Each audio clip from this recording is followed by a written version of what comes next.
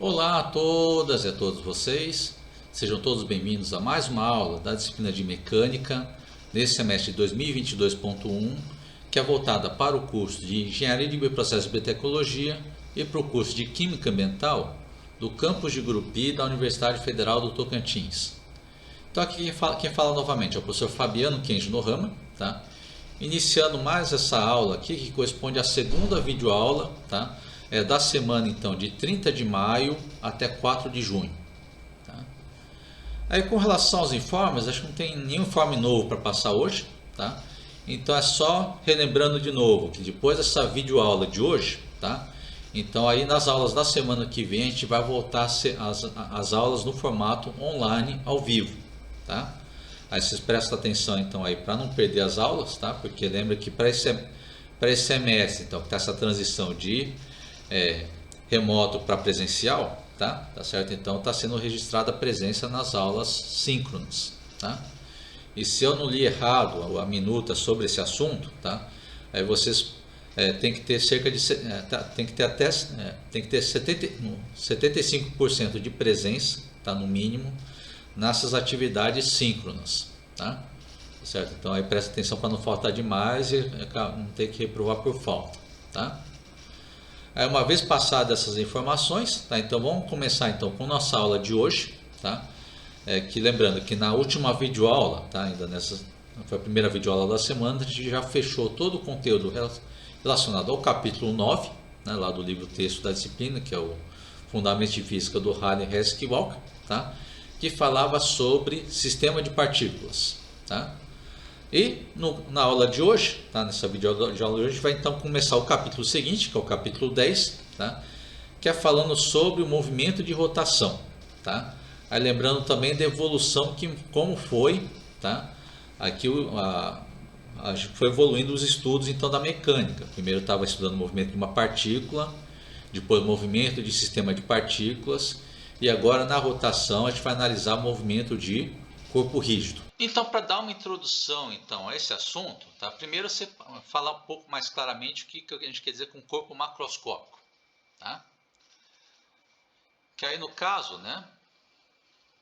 Então, esperando o programa voltar a funcionar aqui, tá? Corpo macroscópico, então, né? Que é saindo de partícula, né? De uma partícula tendo agora para um corpo macroscópico, tá? Que em sua essência, né? O corpo macroscópico é formado por átomos e moléculas. Você deve ter visto, já deve ter visto, né? Já deve ter visto, ainda vai ver nas disciplinas da química, tá? Tá certo? Então, de uma forma geral, ele pode ser pensado como um sistema de N partículas, tá? Só que a diferença é clara, se pegar, por exemplo, um objeto qualquer e contar o número de átomos e moléculas que estão dentro dele, tá? Vai dar um número de partículas muito grande para a gente trabalhar, tá? Certo? Mas aí, para fazer essa análise, a gente vai considerar um meio termo, tá? Em vez de pegar partículas, a gente vai pegar pedacinhos do corpo que vai ter um volume dV, uma massa dm e assim por diante. Tá? Mas isso mais para frente, tá? E o corpo que a gente chama de corpo rígido é um tipo de corpo macroscópico, tá? Tá certo? Bom, onde a distância entre as partículas que compõem esse corpo ela é fixa, tá? Isso quer dizer que é rígido. Em outras palavras, é um corpo que não se deforma, tá? Certo? Ou pelo menos ele não pode se deformar ao longo do movimento que a gente está estudando sobre ele, tá? Tá certo? Então isso que chama de corpo rígido, tá? Certo? E para a gente descrever o movimento de um corpo rígido, tá? Tá certo? Que aí tem essa simplificação, porque aí que eu preciso saber só 6 graus de liberdade, né, para saber conseguir descrever o movimento de um corpo rígido, tá? Certo?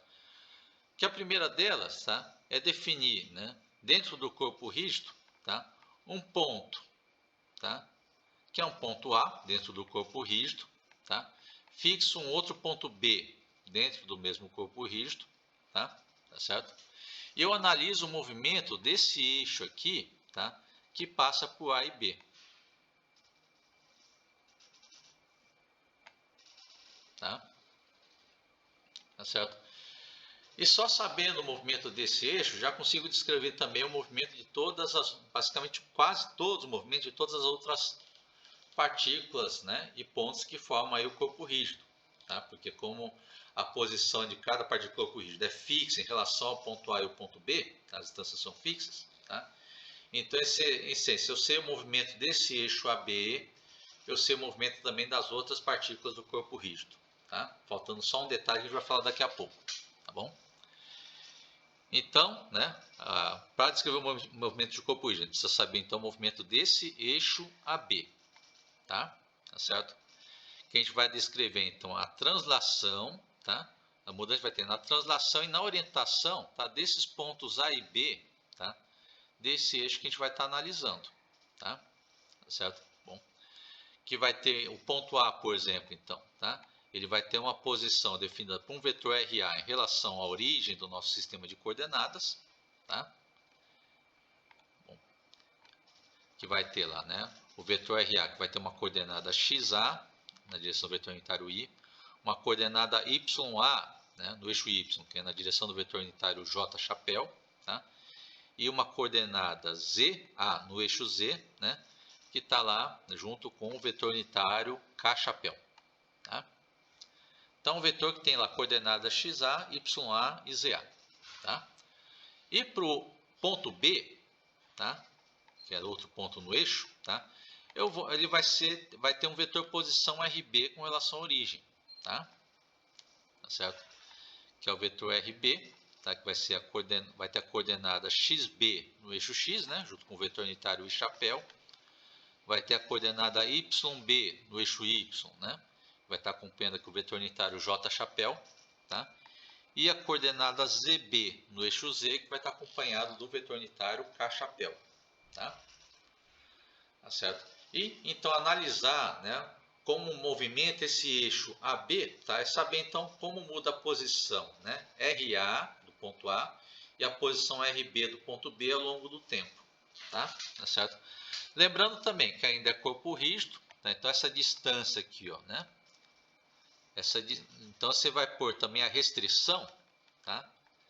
Que tem aqui que a distância entre A e B é fixa, tá? Essa distância aqui, tá? Bom, aí que a distância entre A e B é fixa, tá? E lembra, para pegar essa distância RAB, né? Para pegar essa distância RAB, tá? Lembra, por exemplo, que a distância ao quadrado, né? Tá certo? Bom, é pegar aqui, né? A diferença entre as coordenadas, elevar ao quadrado e somando, tá? Então, marcando aqui, né? Então, pega a coordenada x do ponto B menos a coordenada do ponto A, tá? No eixo x ao quadrado, aí soma com a coordenada y do B menos a coordenada y do A, né? O resultado eleva ao quadrado, mais a coordenada z menos do ponto B menos a coordenada z do ponto A, né? Elevado ao quadrado, isso aqui vai me dar a distância entre A e B ao quadrado, tá? Tá certo? Aí para pegar a distância, lembra, o quadrado se passa como raiz para o lado esquerdo, tá? Mas lembrando aqui, o que importa é saber que essa distância ela tem que ser fixa, porque é um corpo rígido. Como não tem deformação, tá? Então, a distância entre esse ponto A e o ponto B do corpo é fixa, tá? Bom, então isso que me fala que tem que ter 5 graus de liberdade para descrever esse movimento do eixo AB, tá? Porque, né? Para descrever, então, conseguir descrever esse movimento, então preciso das coordenadas do ponto A, preciso das coordenadas do ponto B. Então, são 6 informações que a gente precisa para descrever o movimento dos dois pontos, tá? Mas quando a gente coloca essa restrição aqui, tá? Que a distância entre A e B é fixa, tá? Então, posso pegar nessa equação, por exemplo, isolar XB, por exemplo, tá? Nessa equação aqui, né? Eu posso isolar, por exemplo, a equação do XB em função das outras coordenadas e substituir aqui na equação de cima, tá? Bom, aí eu não preciso da informação do XB, tá? As outras coordenadas vai me dar o valor do XB, tá? Então isso que significa falar que tem 5 graus de liberdade. Só preciso de 5 informações para descrever o movimento desse eixo AB, tá? Tá certo? Bom, tá. Então só para mostrar o que a gente chama de grau de liberdade, tá? O número de informações que a gente precisa para descrever o movimento do nosso corpo, tá? Do corpo rígido, tá bom? Mas isso é só na parte dos eixos, tá? Só que na parte de descrever agora todas as posições da partícula ali, né, do corpo rígido em relação à origem, tá? Falta mais uma informação, tá? Porque a posição das partículas em relação ao eixo AB, tá? Ela também não vai ser sempre fixa, tá? A posição, porque pode ter a rotação do corpo rígido, tá? Em torno do eixo AB, tá? Tá certo? Bom, então essa outra informação que eu preciso também para conseguir descrever então no nosso sistema de eixos a posição de todas as partículas do nosso corpo rígido, tá? Então, os pontos que são necessários para a gente descrever o movimento do corpo, tá? Então, ou seja, além do movimento do eixo AB, tá? Para descrever o movimento do corpo rígido, também precisa descrever a rotação do corpo rígido em torno desse eixo AB, tá? Isso que vai me dar mais um grau de liberdade, que é mais uma informação que eu preciso ter para descrever o movimento do corpo como um todo, tá bom? Certo? Aí só para ilustrar isso que eu estou falando aqui agora, porque só falar no desenho, ficar falando, né? Isso que me estão ouvindo, talvez possa ser um pouco complicado, né? Então eu vou mostrar um pouco isso na câmera, tá? Então só vou passar um pouco para a câmera aqui nesse instante, tá? Então, só para ilustrar essa situação, tá? Então você tem aqui, né? Vamos pegar, por exemplo, essa garrafa. Acho que é um pouco afastada aqui, tá? Pegar essa garrafa, tá? E vamos considerar que esse ponto A, esse ponto bem na ponta aqui de cima aqui é o ponto A, tá? E o ponto na base é o ponto B, tá? Vou dar uma afastada para a gente filmar melhor essa garrafa, tá? Então, ou seja, aquela parte que eu preciso de 5 graus de liberdade para descrever o movimento dessa garrafa é isso aqui, ó, tá? É o movimento desse eixo AB como um todo, tá? Pode ter um movimento de translação desse eixo AB, tá? Tá certo? E também pode ter orientação do eixo, tá? Eu posso fazer esse movimento aqui, ó, o eixo AB, posso inclinar ele para frente, inclinar ele para a direita, para esse lado, inclinar ele para o outro lado, tá? Tá certo? Então, com isso aqui, ó, você descreve boa parte do movimento que você tem para descrever, então, do movimento dessa garrafa, tá bom? Tá certo? Só tem um movimento que está faltando a mais para descrever o movimento inteiro, que é o movimento de rotação em torno do eixo AB, tá? Isso que vai formar mais um grau de liberdade, tá bom? Tá certo?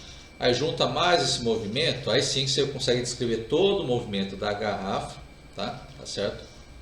Do jeito que todos os movimentos possíveis da garrafa, tá? Tá certo? Então precisa de 5 graus de liberdade para o movimento do eixo AB, tá? Tá certo?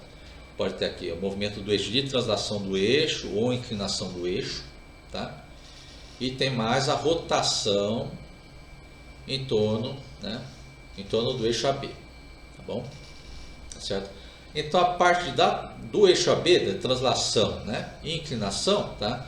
Lembra que a princípio a gente consegue trabalhar isso que a gente viu nos capítulos anteriores, que é movimento o quê? De 2 pontos, né? Tá certo? Então, movimento como se fosse o movimento de um sistema de partículas, tá? Então, isso a gente é capaz de descrever, tá? O que a gente vai acrescentar agora nesse capítulo 10 que a gente está começando hoje, tá? É a rotação da garrafa em torno do eixo AB, tá? Pegar esse movimento de rotação, tá bom? Vai ver fazer isso aqui, ó, fazer a rotação da garrafa em torno de um eixo de rotação, tá? Isso que a gente vai incluir aqui nesse capítulo agora para conseguir descrever esse movimento completo, tá? Então vamos incluir o movimento de rotação. Bom, e para descrever o movimento de rotação, tá certo? A gente vai precisar descrever então esse movimento em função de variáveis angulares, tá? Vai ser uma rotação em torno de um eixo, tá? Aí para fazer isso, tá? Então vamos definir certinho aqui no nosso corpo rígido, tá? Aqui, por exemplo, seria uma visão de cima do eixo de rotação, tá? Então tem esse corpo rígido, tá? O eixo de rotação, eu estou colocando o eixo de rotação aqui na origem do eixo de coordenadas, tá? Tá certo? E o corpo, então, ele vai fazer uma rotação, tá? Em torno deste, vai girar em torno do nosso eixo de rotação, tá? Aqui no caso a figura vai estar girando no sentido anti-horário, tá? Bom, aí para descrever esse movimento de rotação por meio de equações, tá? Usando a nossa velha matemática, tá? Então a gente precisa definir também, tá? Uma posição angular nessa rotação, tá? Aí, para isso, a gente vai definir uma linha de referência que a gente vai seguir na rotação, tá? Como se a gente fosse olhando de cima do objeto, né? Em cima do eixo de rotação, tá? A gente vai, por exemplo, só traçar uma linha para a gente seguir aqui no corpo, tá? Ou pinta no corpo, ou guarda na memória lá, né? Para observar a rotação, tá? Tá certo? E ver como essa linha está girando, tá? Conforme o corpo vai girando junto, tá? Conforme essa linha vai girando junto com o corpo, tá bom? Certo? Aí dessa linha de referência que a gente vai definir então, tá? Dessa linha de referência, eu vou tirar essa parte de fora aqui para não poluir muito o desenho, tá? Então nessa linha de referência que a gente vai definir aqui esse ângulo θ, que essa linha vai fazer com o eixo x, tá? Bom, isso que a gente define então como posição angular, tá? Então posição angular é o ângulo θ então da linha de referência, tá? Em relação ao eixo fixo, que em geral a gente toma como sendo o eixo x, tá? Bom, aí conforme vai seguindo essa rotação, tá? Aí a gente pode pegar também nessa linha de referência um ponto P, tá? Que vai estar uma distância r do eixo de rotação, tá? Bom, tá certo? Aí o que acontece nesse ponto P em particular, tá? Tá certo? Você vê que então, conforme o corpo inteiro vai girando em torno do eixo de rotação, tá? Aí esse ponto P também vai girando sempre essa mesma distância r do eixo de rotação, tá? Então dessa forma ele vai fechando então o movimento circular.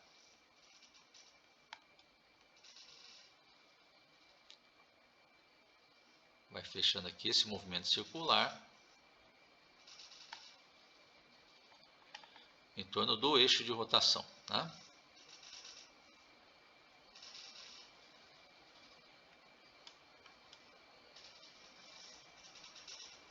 Bom, então na rotação, tá? O ponto P então vai seguir então uma circunferência de raio r, onde esse r é a distância do ponto até o eixo de rotação, tá?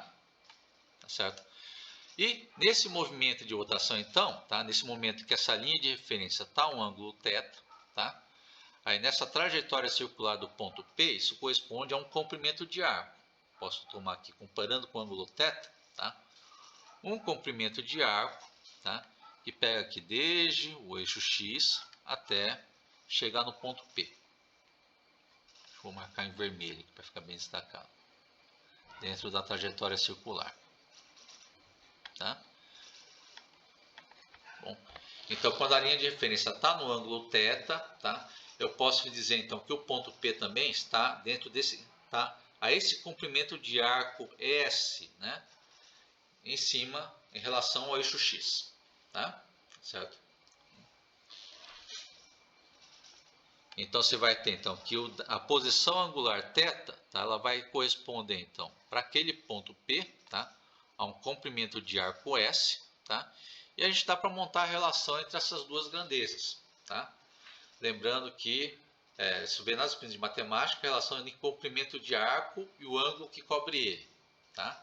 Aí você tem essa relação que fala aqui, o comprimento de arco S, tá? É igual ao raio da circunferência vezes o ângulo que cobre o arco em radianos, tá? Aí isola esse ângulo θ, tá? Então você tem que a posição angular, ela pode ser escrita então como sendo, né, o comprimento de arco dividido pelo raio, tá? De novo, é com o ângulo θ, posição angular θ em radianos, tá? Essa é a condição para o ângulo para funcionar essa expressão do comprimento de arco, tá? Aí de novo, relembrando lá das relações de ângulo de grau de radiano para grau, tá? Tá certo? Aí lembrando a definição de um radiano, tá? Que um radiano é o ângulo que é coberto então por um comprimento de arco, tá? Igual ao raio de arco, tá?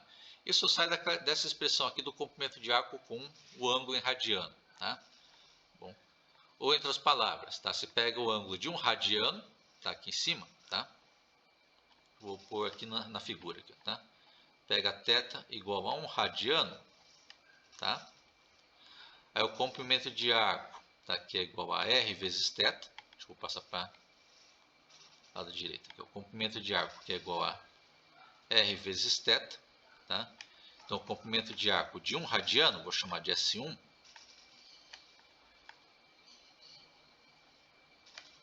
tá?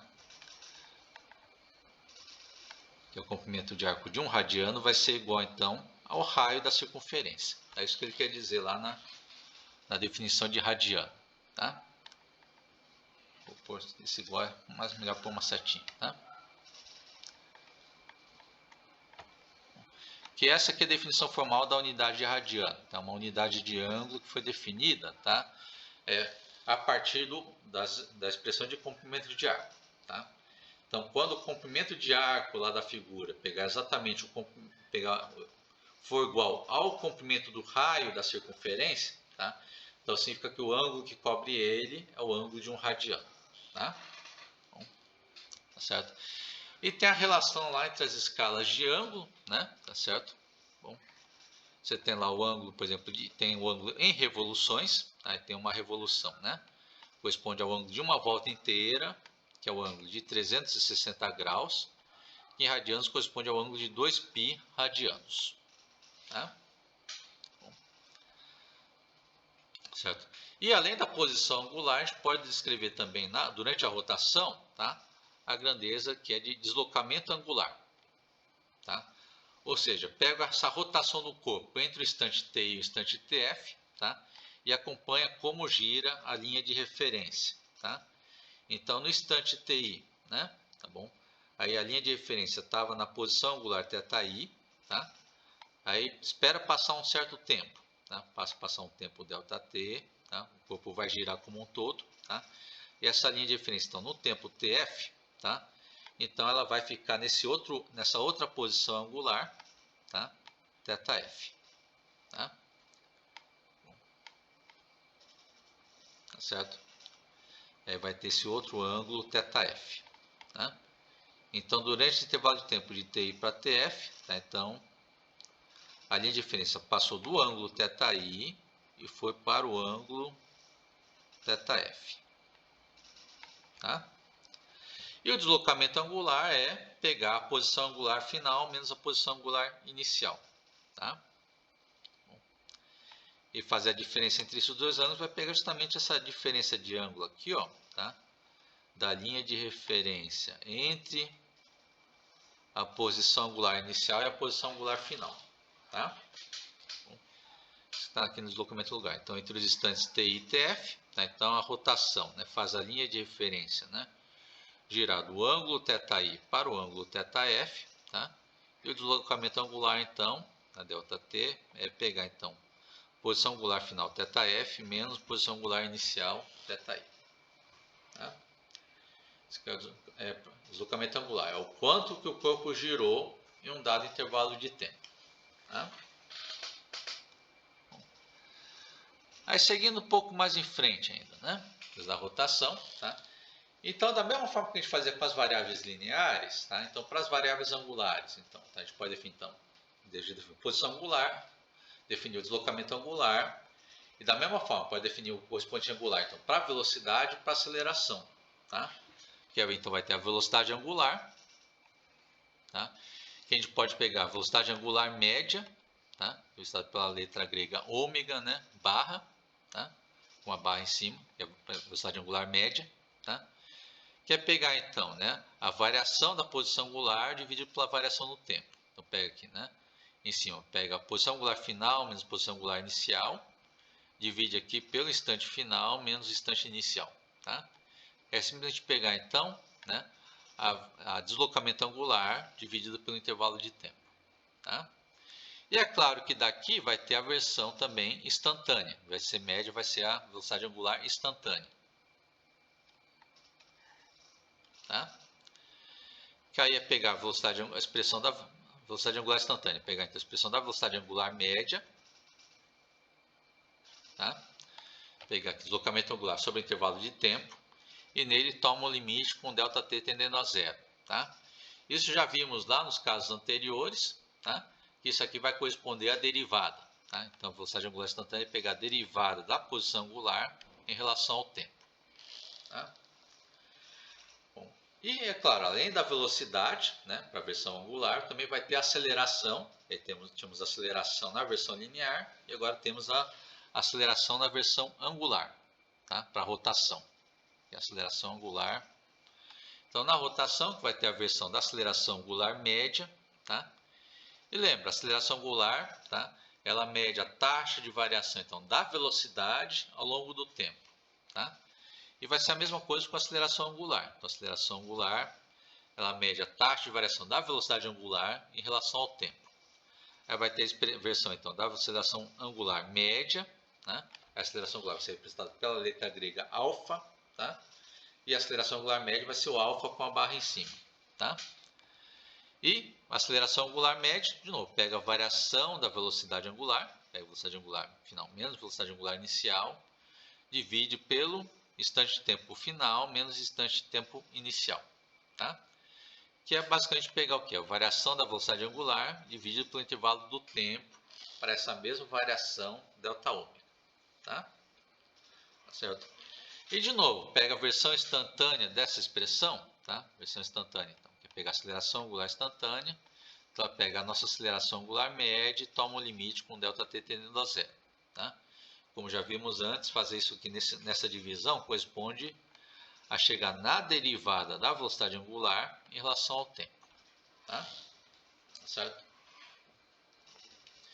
Então você vê que vai ter bastante analogia, tá, com as equações lá das variáveis lineares, que tinha variação linear, a versão linear da posição, deslocamento, né, velocidade e aceleração, tá?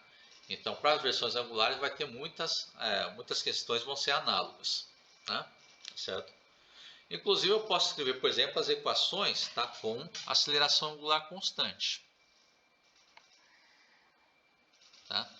Então, se a aceleração angular for constante, vou fazer a correção que tem um erro aqui na digitação do slide, tá? Aqui não é como não é com ômega, é com alfa, tá? É a aceleração angular que é constante. Fazendo a correção aqui ao vivo. Se o programa deixar. O programa travou, vou esperando ele voltar, tá?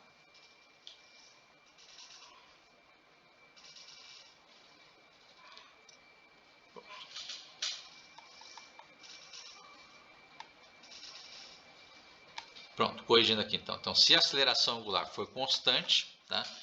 Então, né, as equações para a versão angular vão ser análogas às equações que eu tinha para a versão linear, tá? Lembra, para a versão linear, quando você tinha aceleração constante, você tinha, por exemplo, velocidade igual a velocidade inicial mais aceleração vezes o tempo, tá? Aí, para a versão angular, vai ser o mesmo correspondente. Então, com a aceleração angular constante, então velocidade angular é igual a velocidade angular inicial mais aceleração angular vezes o tempo, tá? Tem a equação de Torricelli na versão linear. Se tem aceleração constante, você tem lá a equação de Torricelli, que tem lá velocidade ao quadrado igual a velocidade inicial ao quadrado mais 2 vezes a aceleração vezes deslocamento em x, tá? Aqui vai ter o correspondente para a aceleração angular constante. Aqui, velocidade angular ao quadrado igual a velocidade angular inicial ao quadrado mais 2 vezes a aceleração angular vezes o deslocamento angular. Pegar θ menos θ0, né? E tem também as versões lá da posição angular em função do tempo, tá? Aí, já vou pegar aqui a versão angular, tá? Vocês vão ver que é análogo à versão linear, tá?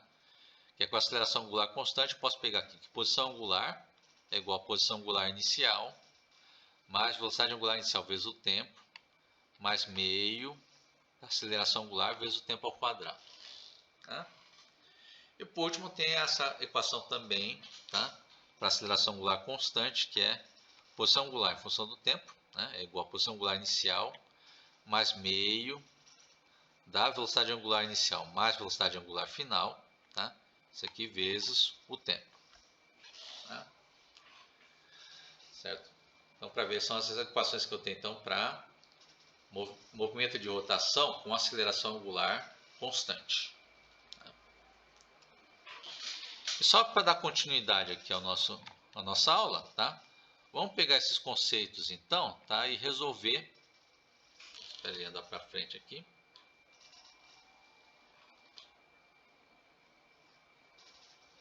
resolver esse primeiro exemplo.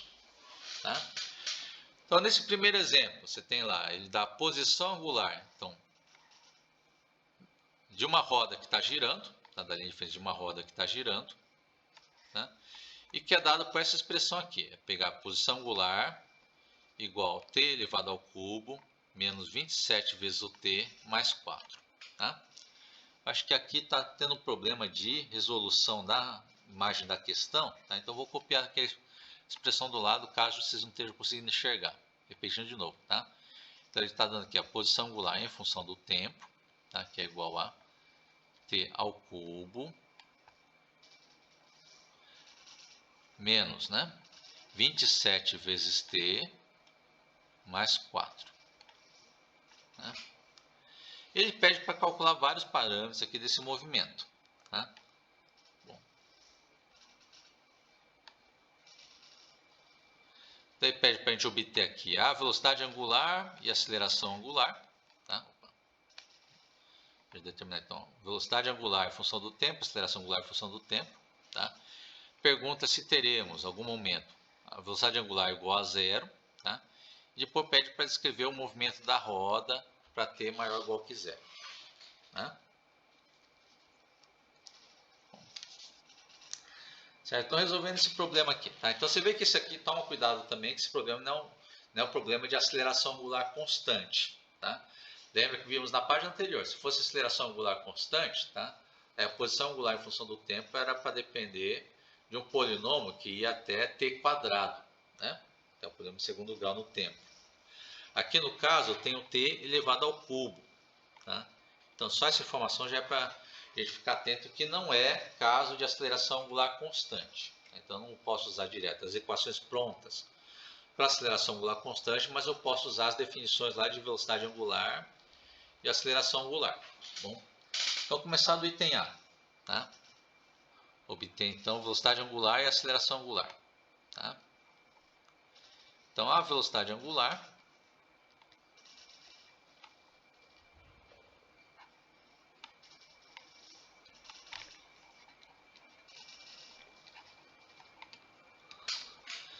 é dado por, né?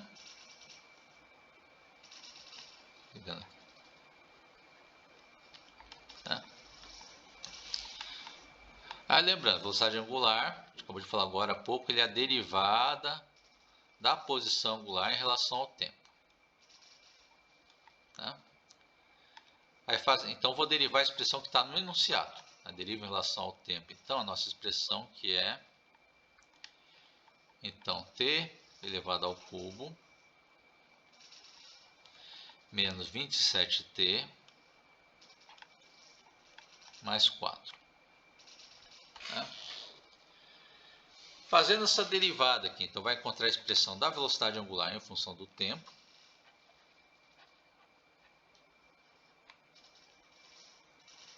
Tá?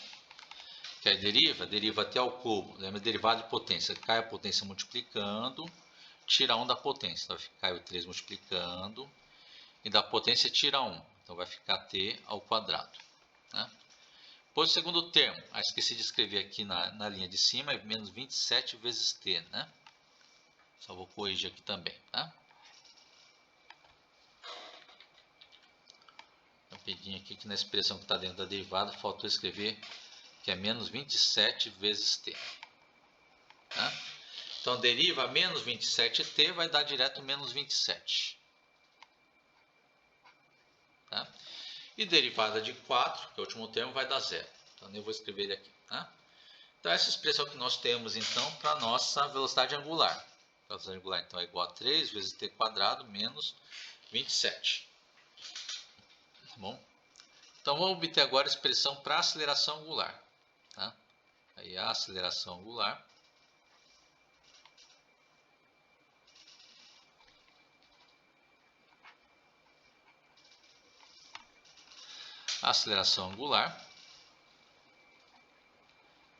é dada por, né?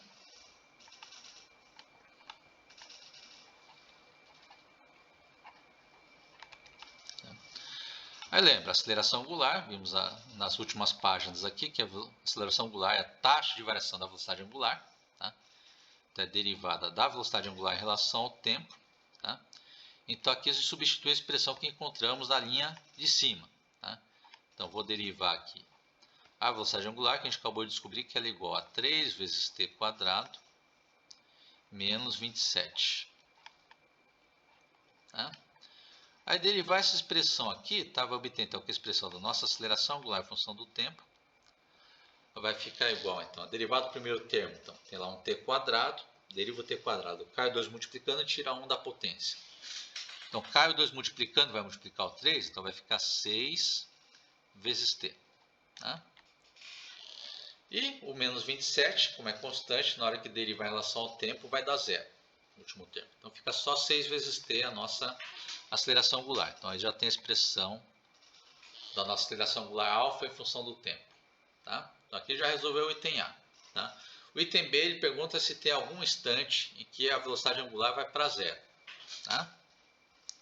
Então vamos escrever aqui também. Tá? Então seja, né? Vamos pegar um tempo aqui, chama de um tempo t. Chama de um tempo t'. Né?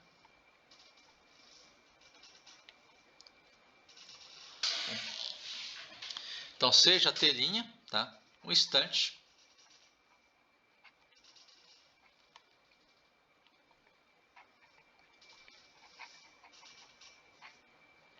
no qual vai acontecer isso daqui, então, no qual, né, a velocidade angular nesse tempo t' tem que ser zero. Tá? Então, para encontrar esse tempo t' é só pegar aqui a nossa expressão do ômega, bota lá o t', eu sei que ômega nesse t' tem que ser igual a zero. Tá? Então, substituir a expressão desse ômega aqui dentro. Né? Então, vai ficar assim, vai ficar da velocidade angular, né? Velocidade angular, que é 3 vezes t quadrado menos 27.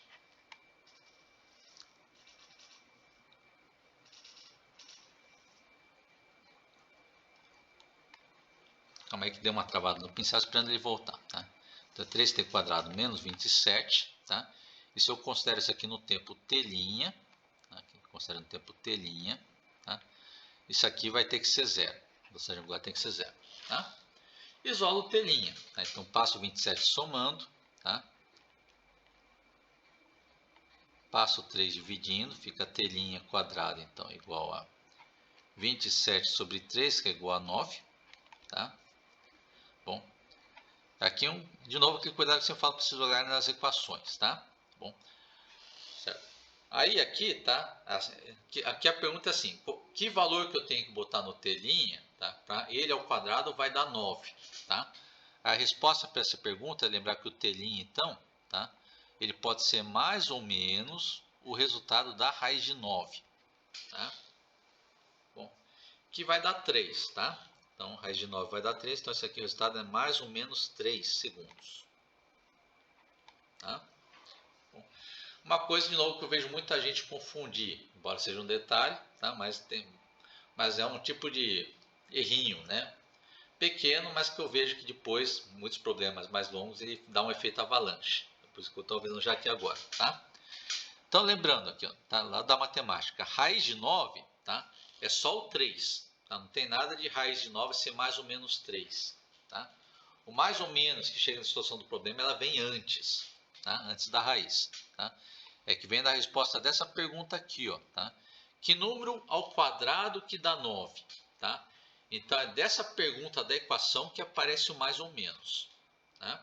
Certo? Por isso fica mais ou menos raiz de 9, que vai dar mais ou menos 3. Tanto botar mais 3 como menos 3 ao quadrado, o resultado vai dar o mesmo 9. Tá? Tá certo? E depois, então, rigorosamente na matemática, a raiz de um número vai dar raiz positiva. Não tem nada da raiz tá mais ou menos. Tá? Certo? Então lembra, mais ou menos vem da pergunta da equação e depois a resposta da raiz só pega o valor positivo. Tá? Separando as duas situações. Tá bom? Então agora falta resolver só o item C, que é para descrever o movimento da roda para t maior ou igual que zero. Tá? Então vamos para a página seguinte que eu vou colocar essa descrição. Então agora vamos resolver o item C, então, que pede para descrever o movimento da roda para t maior ou igual que zero. Tá? Então, para começar, acho que é mais útil a gente começar pensando o que acontece em t igual a zero. Tá?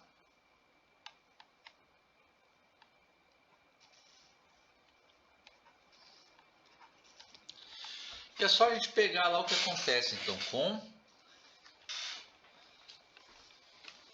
com a posição, né, e a velocidade angular no tempo zero. Tá? Certo? Pega lá então, né, que para t igual a zero, então pega a expressão do θ no tempo zero, tá? Que é pegar a expressão lá, que é 7 ao cubo, né? Menos 27t mais 4, aí põe o zero, então vai ficar aqui 0 ao cubo, menos, né? 27 vezes 0, mais 4. Tá? Isso aqui, então, como vai anular o primeiro e o segundo termo, que tem multiplicação por zero, só sobrou o 4. Tá? Então, ele vai começar da posição angular de 4 radianos. Tá? E a velocidade angular no tempo zero, pega a expressão lá da velocidade angular função do tempo, e no lugar do tempo coloca zero. Tá? Então, vai ficar aqui, né? Lembra lá o angular. Então, com 3, né, vai dar 3 vezes t quadrado, aí no lugar do t coloca zero, então fica 0 ao quadrado, tá? Menos 27. Tá? Então o primeiro termo vai para zero, está multiplicando por zero, né? Então só sobrou menos 27, né, radianos por segundo.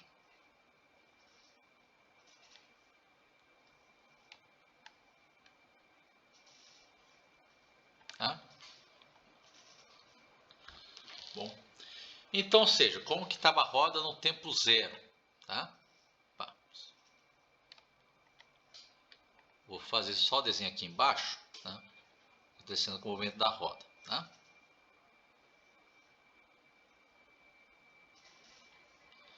Tem a nossa roda, tá? Pega aqui vou marcar aqui o ponto que seria mais ou menos do centro. Eu vou pegar os eixos, acho que fica melhor, tá? Vou fazer indicar o centro depois, tá?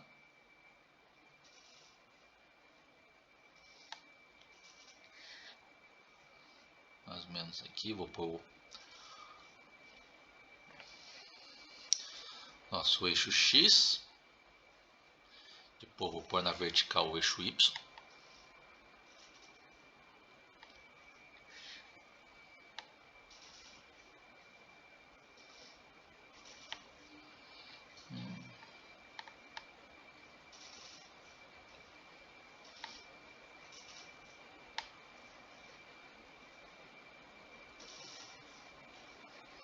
É mais ou menos aqui, tá? O eixo X, tá? Eixo Y, desculpa, eixo Y, o eixo X, tá? E vamos botar nossa linha de referência no tempo zero. Então, no tempo zero é isso aqui, ó, tá? Então, a linha de referência, né?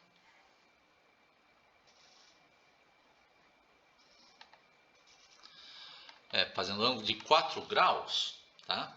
Bom, de 4 graus não, desculpa, 4 radianos, tá? Ângulo de 4 radianos, tá? Lembra, por exemplo, que π radianos, tá, seria cerca de 3,14, tá? Aí lembra que π radianos é o ângulo de 180 graus, tá? Bom, certo? Então, 4 radianos vai passar do ângulo de π radianos, que é 180 graus, tá? E vai seguir um pouco mais para frente, tá?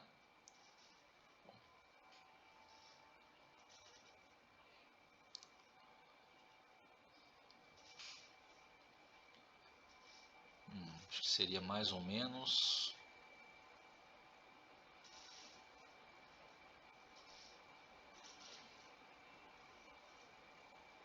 Depois seja mais ou menos por aqui, eu diria, tá?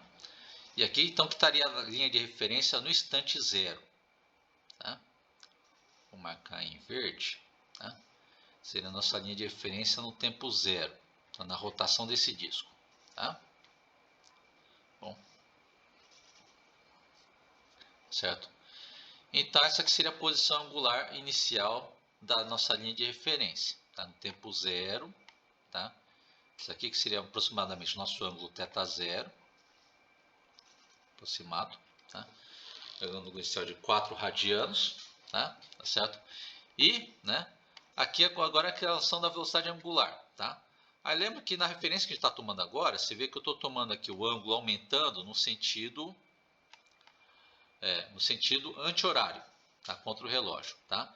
Então, só para vocês não se esquecerem, em geral para rotação, tá? A gente vai estar adotando aqui o sentido positivo, tá? Em geral, tá? Não precisa ser sempre não, tá? Vou estar adotando aqui o sentido anti-horário como sendo o sentido positivo, tá? Aqui só definindo qual que é o sentido positivo da rotação, tá? Só que nossa velocidade angular, ela deu negativa, tá? Então, no tempo t igual a zero, tá? Tempo t igual a zero, instante inicial, tá?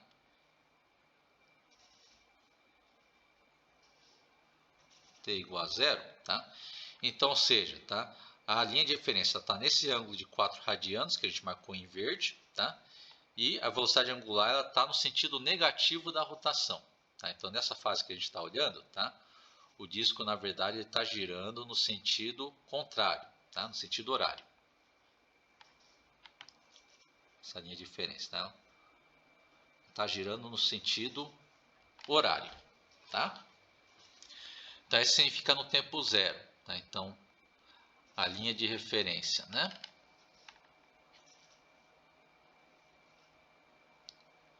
Espera voltar ao programa que deu mais uma travadinha, tá?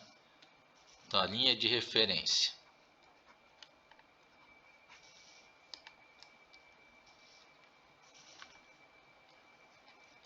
está no ângulo, né?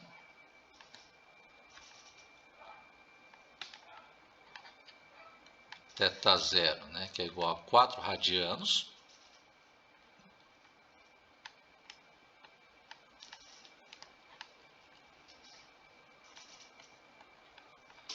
Com velocidade angular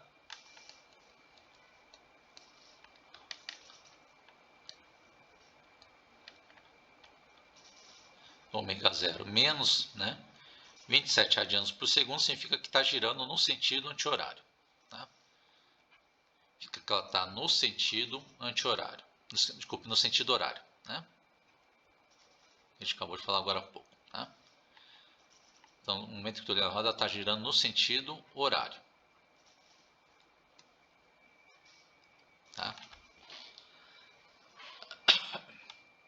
Bom, aí vamos seguir mais em frente. Tá certo? Aí lembra que a gente já encontrou no item anterior, no item B, que a roda para no instante de 3 segundos. Tá? A gente controlar, ela para nos instantes mais ou menos 3 segundos.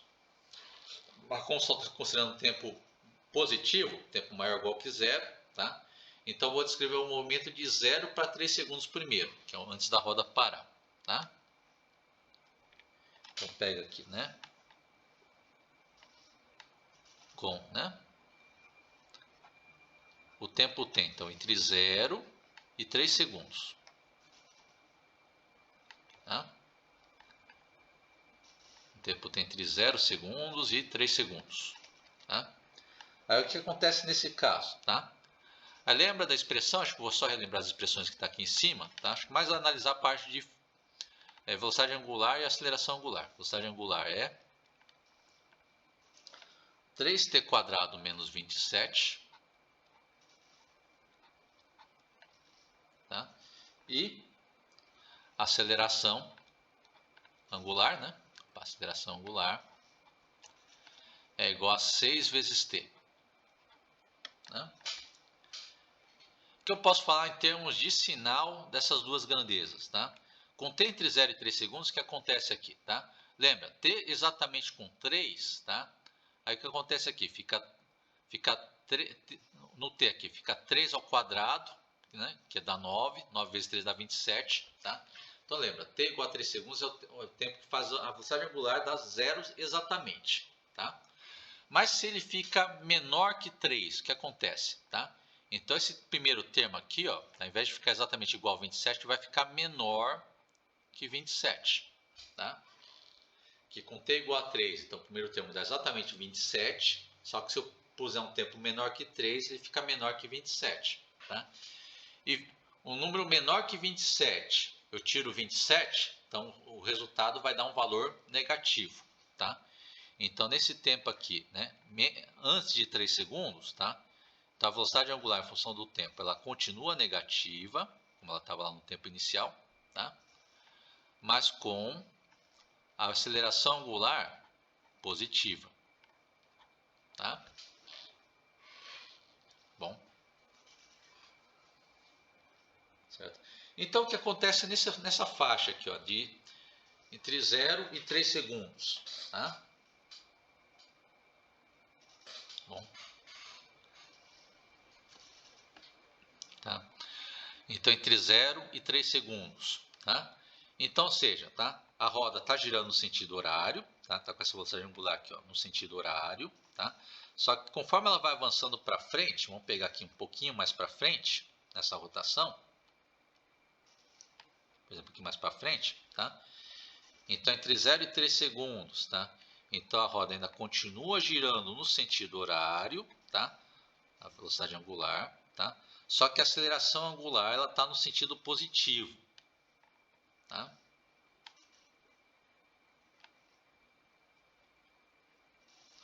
Se ela está no sentido positivo, então ela está no sentido anti-horário, tá? Que é o sentido que a gente definiu como sentido positivo da rotação. Tá? Tá certo? Então, ou seja, o que está acontecendo nesse caso? A roda ainda gira no sentido horário, porque é onde está a velocidade angular, tá? Só que a aceleração angular está no sentido oposto, ou seja, então a roda está girando no sentido horário, mas ela está freando, tá? Porque aquela aceleração angular contrária à velocidade angular está diminuindo a velocidade angular, tá? Tá certo? Então, nesse trecho aqui, tá? É um trecho então que a roda gira no sentido horário, né? Explica então, opa, vou botar o azul aqui, né? Então, isso aqui implica então que a roda, né, gira no sentido horário,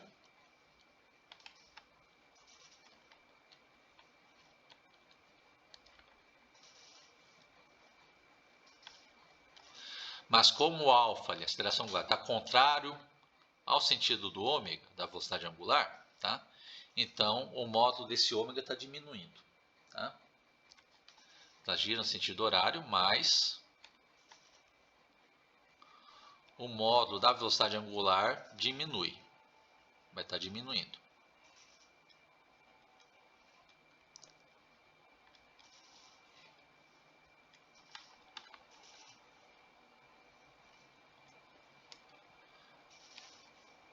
Que é a situação que a gente está freando, tá? Está freando a rotação.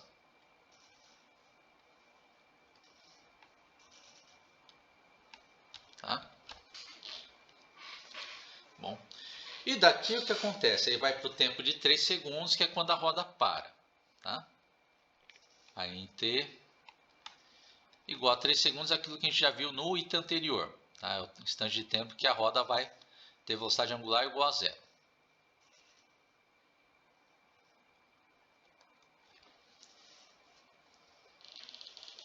Tá?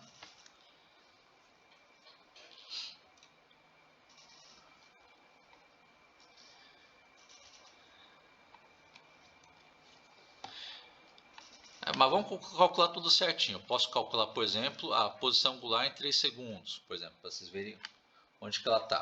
Tá? Então, angular é igual a 3 segundos, tá? É pegar a expressão do θ, com t igual a 3, então vai ficar 3 ao cubo, menos 27 vezes 3, mais 4. Aí dá a posição angular em 3 segundos, tá? Que é igual, tá, a menos 50 radianos.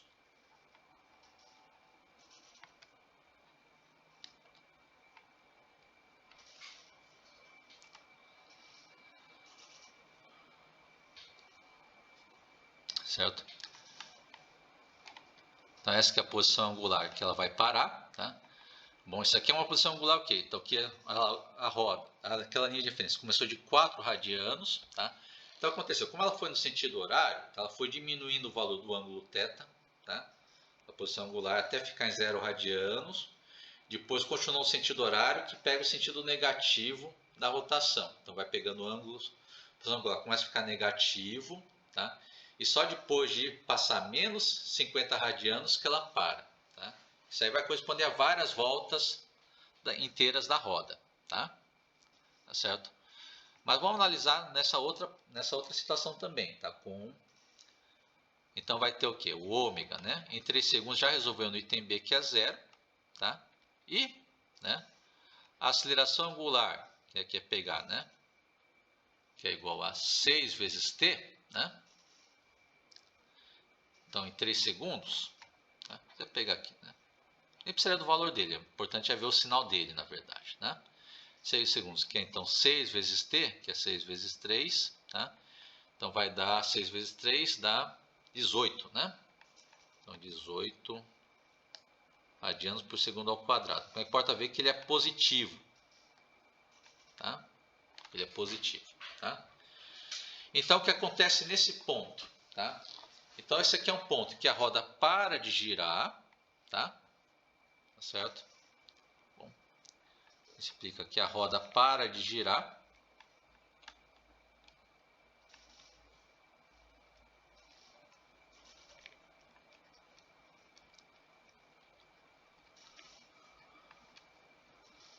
Nessa posição angular de menos 50 radianos, tá? Tá certo? Mas como a aceleração angular é positiva, tá? Então ela vai começar, né, a girar no sentido positivo, tá? Então, mais em seguida,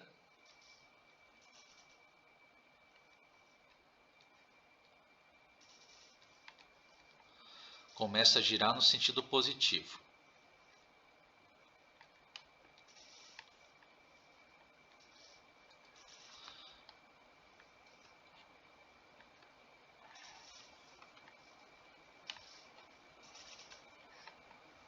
Só vou separar o desenho aqui do texto, tá? Então, precisa girar no sentido positivo da rotação, tá?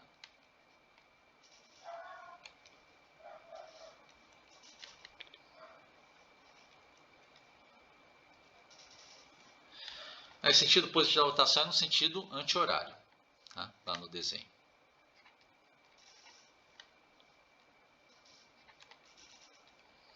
Então, ela troca o sentido da rotação nesse ponto, tá?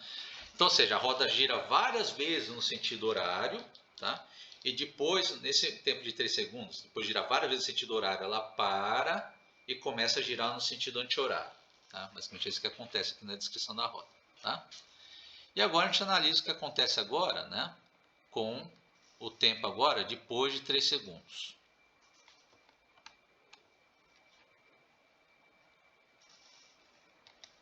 Tá? Aí com o tempo maior que 3 segundos, já dá para analisar rápido aqui que a velocidade angular, tá, com t maior que 3 segundos, tá?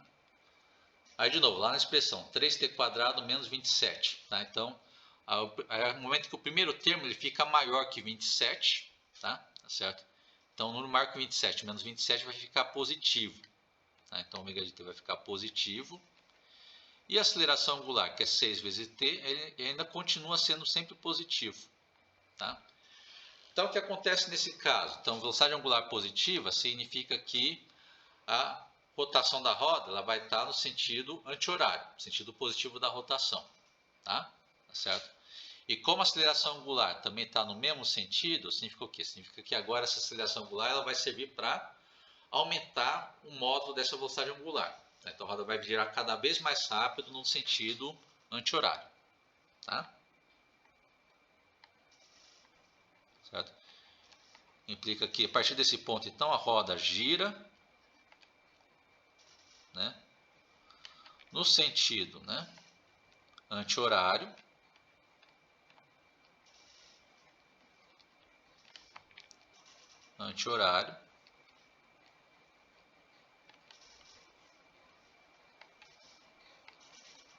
tá?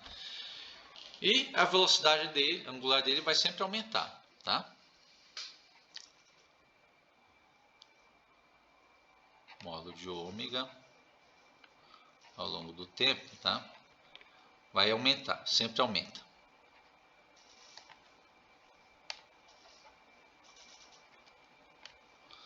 Ou seja, você está tendo uma rotação acelerada, tá? Você está tendo uma aceleração da rotação, ao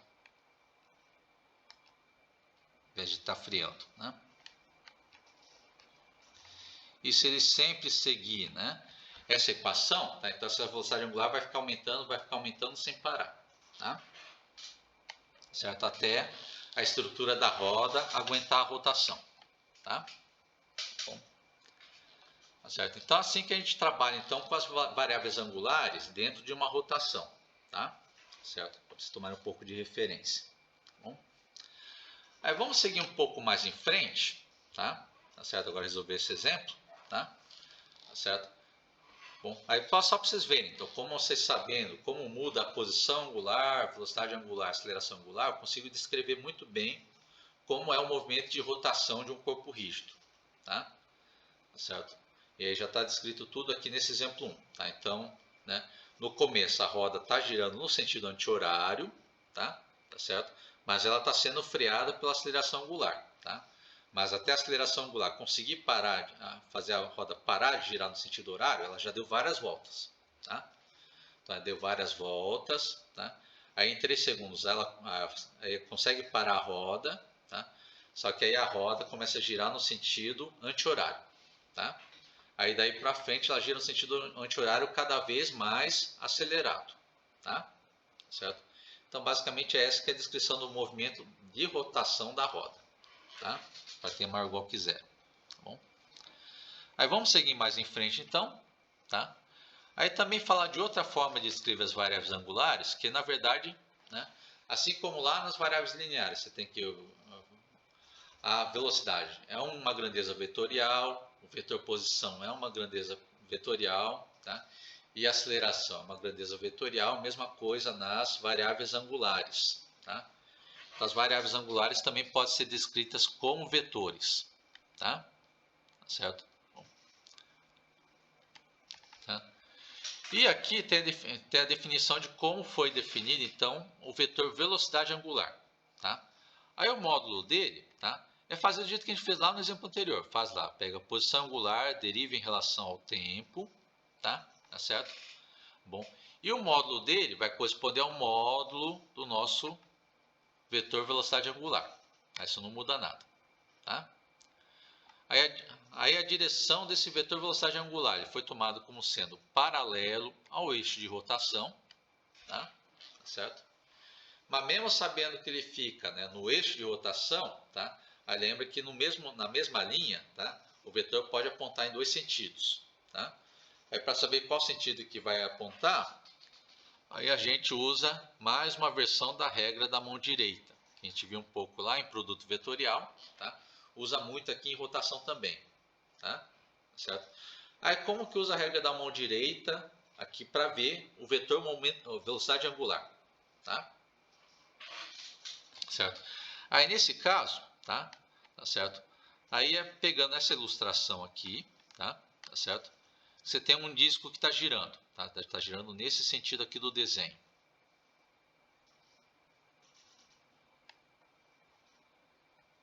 Tá? Ajuda a rotação, tá? Aí como eu falei antes, tá? Então o vetor velocidade angular, tá? Ele vai estar no eixo de rotação, tá? Só não sei se está no eixo de rotação, por enquanto só olhando aqui na direção. Você vai estar no eixo de rotação, né? Apontando, né, no eixo de rotação aqui para cima, né, inclinado para cima, ou se ele vai estar inclinado para baixo, tá? Tem esses dois sentidos possíveis para o vetor ômega, se ele está no eixo de rotação, tá? Então, para analisar qual os dois casos que vai pegar, tá? Se pega a regra da mão direita com a seguinte instrução, tá? Se pega a mão direita, deixa ela em cima do corpo, tá? Do corpo que está girando, tá? Tá bom? Tá certo? Em cima lá do eixo de rotação, tá? E gira a sua mão no sentido da rotação, tá? Então você pega a sua mão aqui, ó, a palma da sua mão direita, faz ela girar também no sentido da rotação, tá? Certo? Aí quando você fizer isso, tá? Para onde o polegar apontar, vai ser o sentido do vetor velocidade angular, tá? Que no caso então dessa figura, então das duas opções, fica aqui o vetor velocidade angular no eixo de rotação apontando para cima, apontando inclinado para cima, tá? Tá certo? Tanto que você tem essa outra situação aqui também, ó, só ilustrando também, que pega também o mesmo disco, tá? Só que ele faz girar no sentido oposto.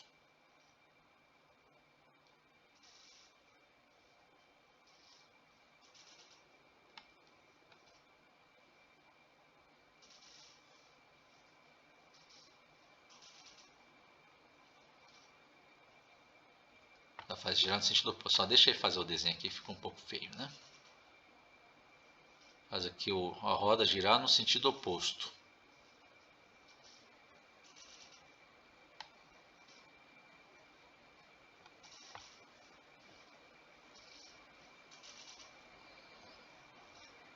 Tá? Faz a roda girar no sentido oposto, tá? Aí acontece com o vetor velocidade angular, tá? Então, mesma coisa, tá? Então, o vetor velocidade angular está no eixo de rotação, só não sei se ele aponta inclinado para cima ou inclinado para baixo, tá? Aí aplica a regra da mão direita. Você põe a mão, então, em cima, em torno do eixo de rotação, tá? E faz a palma da sua mão direita girar no sentido da rotação, tá? Para fazer a sua palma da mão direita girar no sentido da rotação, tá? Aí sua mão ela tem que ficar nessa orientação que está na figura, tá?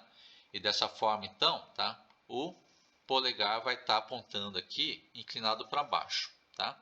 E esse que é o sentido então que vai apontar aqui o nosso vetor velocidade angular, tá bom? Certo? E dessa forma também aqui do vetor velocidade angular dá para saber imediatamente o sentido da rotação. Então você põe o seu polegar no sentido do vetor velocidade angular, onde a sua mão estiver girando também indica o sentido da rotação do corpo, tá? Então para isso que você tem essas orientações aí para essa convenção, né, do nosso vetor velocidade angular, tá? Que mais para frente a gente vai ter que trabalhar bastante com vetores na rotação, tá? Então é para a gente não se perder. Tem hora que a gente vai estar sabendo primeiro qual que é o sentido do vetor velocidade angular, tá? E dele vai saber o sentido da rotação, tá? Que é o polegar no sentido do ômega, né? Onde a mão girar é o sentido que o corpo está girando, tá bom? E em função desse vetor ômega, tá? Do vetor velocidade angular, a gente pode definir também o nosso vetor aceleração angular. Só espero o programa voltar a funcionar de novo, que deu mais uma travadinha.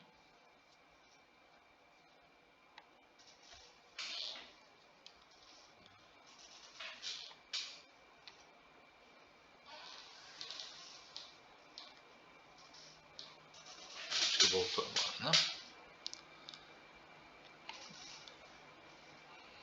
Vendo agora como foi definido o vetor aceleração angular, tá?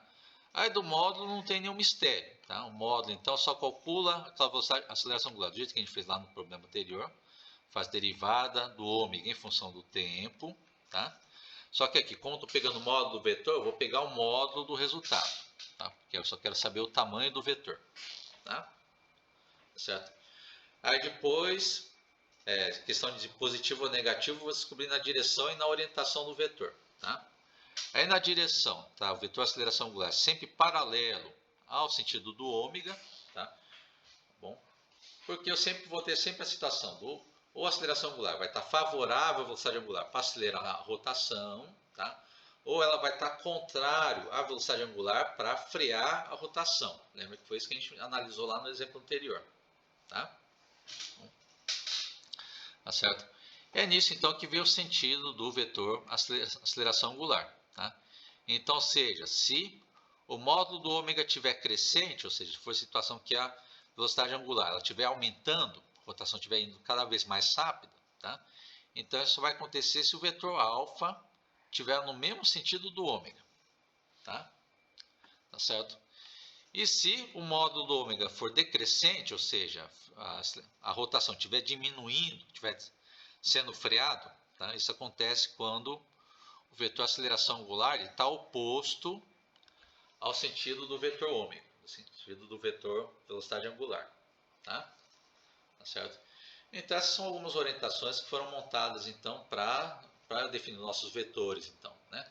Velocidade angular, vetor, aceleração angular, tá? Só para voltar um pouco atrás, para você ter uma referência, por exemplo, no exemplo anterior, que tinha lá o da roda, tá? Certo? Então, no caso da roda aqui, pegando a situação inicial, tá? Lembra que na roda, até antes da roda parar, tá? Você tinha aqui, né? A velocidade angular, ela estava no sentido, né? Horário, né? Tá certo? Contrário ao sentido da rotação, tá? E a aceleração angular, ela estava no sentido anti-horário, tá? Então, nesse caso aqui, para ver como que é o vetor ômega e o vetor alfa, tá? Então, eu falando, vamos usar a regra da mão direita, tá? Essa eu vou deixar para vocês treinarem em casa também, tá? Você põe a mão, então, em cima desse desenho, tá? E pega a sua mão direita, tá? E gira no sentido do ômega primeiro, tá?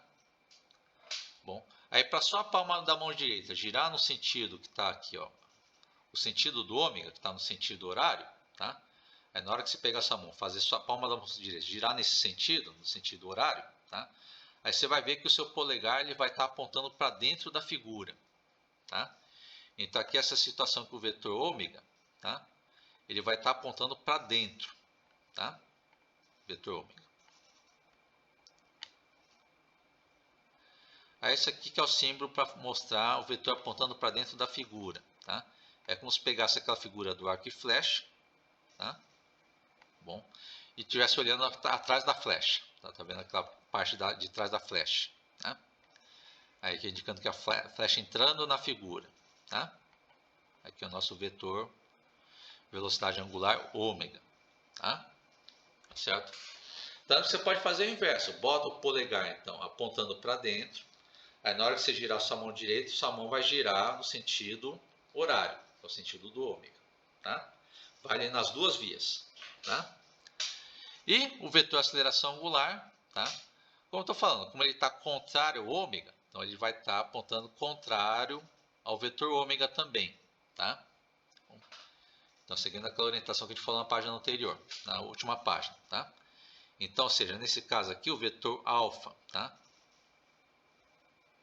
Lá no eixo de rotação, vai ser um vetor apontando para fora da figura, tá? Aí, para quem não está acostumado, isso aqui que é o símbolo para indicar vetor apontando para fora, tá? Que seria se olhando de frente de uma flecha, né, que estaria saindo da figura, tá? Tá saindo da figura e está indo na sua direção, tá? Esse aqui é o caso do vetor apontando para fora da figura, tá? Isso que é o sentido então do vetor aceleração angular lá no eixo de rotação, tá? Lembra que esses dois vetores, eles estão aqui, ó, tá? Eles estão na verdade lá no eixo de rotação, tá? Mas eu não coloco lá porque fica muito poluído o desenho, tá?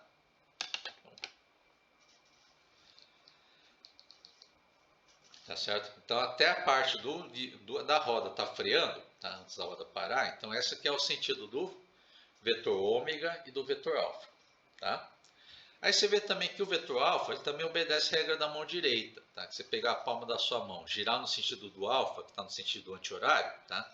Você vai ver que seu polegar vai apontar para fora, que é exatamente o sentido do vetor alfa, tá? Tá certo? Então essa regra da mão direita também vale para o vetor aceleração angular, tá? Tá certo? Bom, então uma vez esclarecendo um pouco essa parte, tá? Para treinado na parte do exemplo também, tá? Vamos seguir em frente, tá? Então aqui foi definido o vetor velocidade angular, vetor aceleração angular, tá? Mas você vê que não tem um vetor deslocamento angular, tá? Bom, é porque oficialmente o vetor deslocamento angular ele não é uma grandeza vetorial, tá? Então por isso que eu não vou usar ele como vetor aqui, tá? Tem mais de uma justificativa, mas infelizmente está com pouco tempo para discutir esse assunto, tá? Então não vou falar dele em detalhes aqui, tá? Bom, então vamos seguir mais em frente, tá? E vamos descrever, tá? A relação então entre essas variáveis angulares e as variáveis lineares, tá? Bom, certo? Que é de novo olhando a rotação do corpo rígido. Então pega aqui a figura, né? Tem o corpo rígido em rotação, tá? Aqui estou pegando para ficar em rotação no sentido anti-horário, que é o geral no sentido que a gente adota positivo para a rotação, tá? Para fazer analisar as grandezas. Tá? Então, né, você tem um corpo rígido em rotação, tá? Então até aquela velocidade angular na rotação, tá certo? Tá bom? E tem um corpo rígido girando então nesse sentido anti-horário, tá? Aí lembrando, tá? Aí pegando aqui na linha de referência, então, tá pegando um ponto P, que está a distância rzinho do eixo, tá? Então ele vai estar seguindo uma circunferência também no sentido anti-horário, tá? Esse no sentido anti-horário, tá? E lembra no movimento circular, tá? Então aí dentro, né? Aí dentro nesse ponto P que está seguindo esse movimento circular, tem um vetor velocidade, tá? Que ele é sempre tangente à trajetória, tá? Que é o vetor velocidade do ponto no corpo rígido, tá? Que está seguindo o movimento circular, tá? Bom, então você tem essa relação de velocidade de grandeza angular, que é para a rotação do corpo rígido como um todo, ou pelo menos para analisar a rotação da linha de referência, tá? E tem um vetor velocidade, tem a grandeza velocidade linear, que é associada aqui no ponto à distância rzinho, tá? Que está seguindo o movimento circular, tá? E vamos tentar relacionar essas duas grandezas, a grandeza angular com a grandeza linear, tá? Então lembrando, então cada ponto do corpo rígido segue o movimento de rotação, tá? Então em rotação, né, ele vai seguir circunferência de raio r com aquelas variáveis lineares. Vai ter a distância r, vai ter o que? A velocidade v, tá? E tem também o comprimento de arco, né? Lembrando que nós já desenhamos antes o comprimento de arco, né? Que é o comprimento de arco aqui do ponto P até o eixo X. Tá? Onde o comprimento de arco, né? A posição no arco, né? Do ponto P, né? É pegar então, né? A posição angular vezes o raio, lembrando que tem sempre que ser com a posição angular em radianos, tá? E agora para analisar a velocidade é o seguinte, tá? Lembrar que esse vetor velocidade, tá? Ele está fazendo o quê? Ele está fazendo a partícula, né? Seguir essa trajetória na circunferência. Então esse vetor velocidade está diretamente associado à taxa de variação do comprimento de arco S ao longo do tempo, tá? Conforme a partícula vai deslocando com essa velocidade v, o comprimento de arco S vai aumentando tangente, tá? Com essa velocidade v tangente ao arco, tá? Então, disso que a gente pode escrever, então, tá? Que a velocidade então, da partícula, né, do ponto P, tá? Ela é, então, a taxa de variação do comprimento de arco em relação ao tempo. Vai pegar a derivada de S em relação ao tempo. Só que S é θ vezes R. Tá? Quando você deriva isso aqui, né? O R posso passar multiplicando para fora. E aqui sobra, então, derivada da posição angular em relação ao tempo, que é a nossa velocidade angular. Tá? Então, nisso que você tem essa relação, então, que é a velocidade linear do ponto no corpo rígido, tá? É igual à velocidade angular da rotação do corpo como um todo, tá? Vezes o raio, que é a distância do ponto, distância radial do ponto, até o eixo de rotação. Tá? Então já tem essa primeira relação entre a variável linear v e a variável angular ômega correspondente. Tá? Mas um detalhe que também tem que entender também da parte dessas variáveis lineares. Tá certo? Você tem que ter que pontos, se eu pegar um outro ponto mais afastado do eixo de rotação, tá? Então significa que o valor desse Rzinho é maior. Tá? Mas se o valor desse Rzinho maior, vai pegar a mesma velocidade angular, que é a velocidade angular de todo o corpo rígido, tá? Que é sempre o mesmo. Tá? É sempre o mesmo assim, para qualquer ponto do corpo rígido, o ômega é o mesmo. Tá? Só que a distância R fica maior. Tá? Então significa o quê? Que pegando então, né, pontos mais distantes do eixo de rotação, tá? É um ponto então que a velocidade linear tem que ser maior. Tá? E por que ela tem que ser maior? Porque lembra, pontos mais distantes, tá? Elas têm que percorrer circunferências maiores, tá? E ela tem que fechar a volta ao mesmo tempo. Tá? Quando todo o corpo rígido dá uma volta inteira, tá? Então esse ponto mais distante já fechou uma volta inteira. Tá? ela já fechou uma volta inteira, tá? E no mesmo tempo, esse ponto mais perto também fechou uma volta inteira, tá? Então, o ponto mais afastado do eixo de rotação vai descrever uma circunferência maior com o mesmo período, tá? Que bate com o que acontece na expressão, significa que a velocidade linear ela tem que ser maior, tá? Bom, certo? Então, pegando aqui, de novo, pegando diferentes pontos no corpo rígido, tá? Mesmo que seja pontos diferentes, você vê que o ômega na rotação é o mesmo, independente do ponto, tá? Que eu pego no corpo rígido, tá? Estou olhando no mesmo instante, todos os pontos do corpo rígido vai ter o mesmo ômega da rotação, tá? Agora, a velocidade linear que vai ser diferente, tá? Quanto mais longe do eixo de rotação, a velocidade linear tem que ser maior, tá? Porque tem que responder essa situação de que pontos mais distantes fechem uma circunferência maior no mesmo tempo, tá? Tá certo? Aí seguindo mais em frente também, aí eu também posso falar da aceleração linear, tá? Bom, aí toma cuidado também, que lembra que isso aqui não vai ser sempre casos de rotação com velocidade angular constante, tá? Eu lembro que, por exemplo, lembro o problema anterior que nós tínhamos uma velocidade angular que mudava com o tempo, tá? Certo? Então não vai ser aquela situação do movimento circular uniforme que só tem aquela aceleração radial que era a nossa aceleração centrípeta, tá? Então na aceleração linear aqui do corpo em rotação, pegando um ponto aqui no corpo rígido, tá? Então o vetor aceleração, tá? É um vetor aceleração que agora não vai estar na direção radial sozinha, tá? Vai estar na direção radial só se for rotação com velocidade angular constante, vai seguir o movimento circular uniforme, mas na maioria dos casos vai ter aceleração inclinada, tá? Que ela vai ter uma componente, né, radial, tá? Que a componente radial ela só tem a função de manter a partícula na circunferência, na trajetória de circunferência, tá? E vai ter uma aceleração tangencial, tá? Que vai ser responsável de mudar o módulo da velocidade, tá? Bom, que ela ou vai estar aumentando a velocidade na rotação, significa fazer a rotação ficar cada vez mais rápida, ou ela vai estar contrária à velocidade, significa que ela vai estar freando a rotação, tá? Então essas são as duas componentes que eu posso separar para aceleração, tá? Do ponto P nesse movimento circular, tá? Bom, aí no caso da aceleração tangencial, tá? Então é a parte da aceleração então, tá?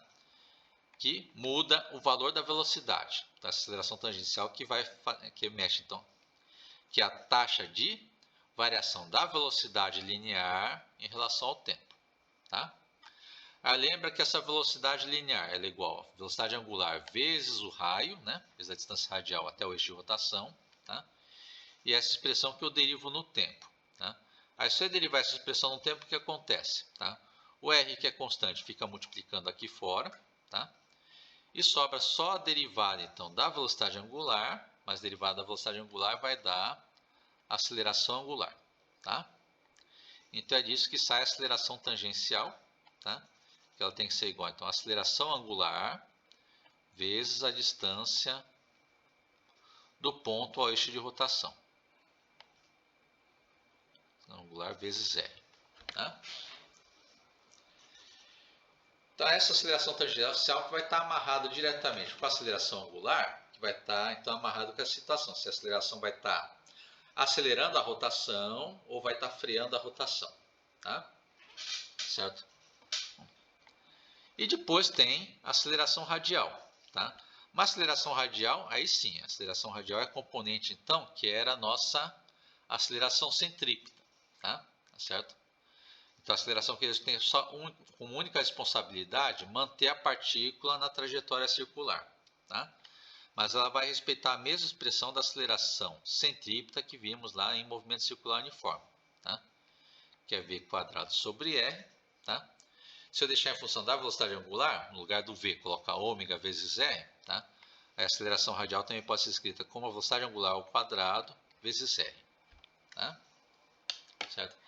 Então essa aqui é a relação então, entre as variáveis angulares, tá? E as variáveis lineares da rotação. Tá bom? Aí daqui vamos seguir um pouco mais em frente, tá? E vamos analisar também essa outra situação também, que é a questão da energia cinética na rotação. Tá? Bom. Então, de novo, você tem lá o corpo rígido em rotação, tá? Aí lembra que já temos definido lá desde o capítulo 7 como que é a energia cinética para uma partícula, né?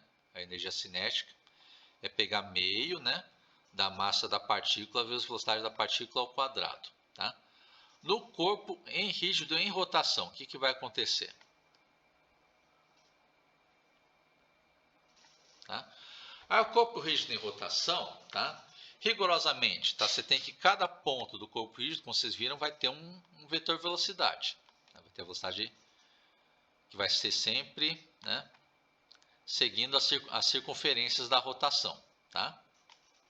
Então vai ter o ponto, vai ter uma velocidade V1. Tá? Vai ter um outro ponto que vai ter uma velocidade V2. Né? Lembra, quanto mais afastado do centro, né, do eixo de rotação, maior a velocidade. Tá? Vai ter um ponto mais afastado aqui, vai ter uma velocidade V3, tá? Tudo seguindo aquele movimento de circunferência do ponto no corpo rígido. Tá? E assim por diante. Tá? Aí eu tenho outros pontos aqui em outras linhas, né, que a inclinação dessa velocidade vai estar um pouco diferente, que é seguindo o movimento de circunferência. Mas eu não vou desenhar aqui para não ficar muito poluído o desenho. Tá? Tá certo? Mas só lembrar o seguinte, cada ponto do corpo rígido, ou seja, eu posso pegar uma partícula com uma velocidade V1, V2, V3, V4, V5, V6 e assim por diante. Tá? Tá certo? Então, para a rotação do corpo rígido, tá? Aí por enquanto só vou montar como expressão, tá? Porque numericamente é possível fazer essa conta. Tá? Mas eu simplesmente posso somar então a energia cinética das partículas que formam o corpo. Tá? Então pega lá, né?